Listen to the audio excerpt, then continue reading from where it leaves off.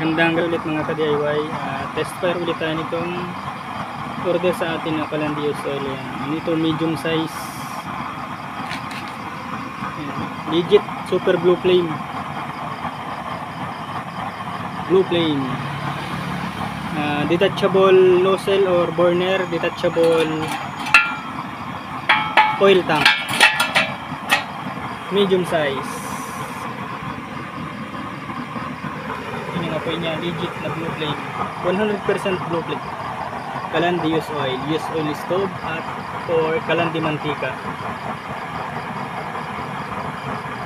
Kalan na ginagamitan ng mantika, use oil.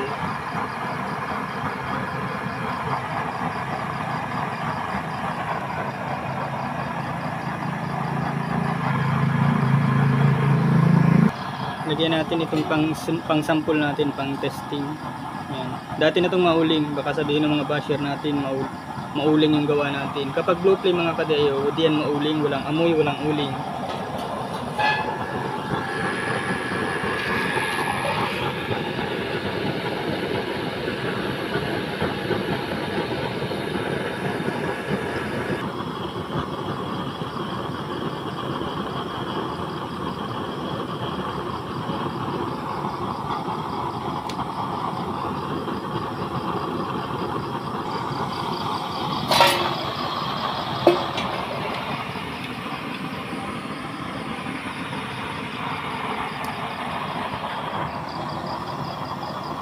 Konting tips lang mga ka-DIY dun sa nagbabalak bumili ng Calandios oil o yung wala pang idea sa Calandios oil.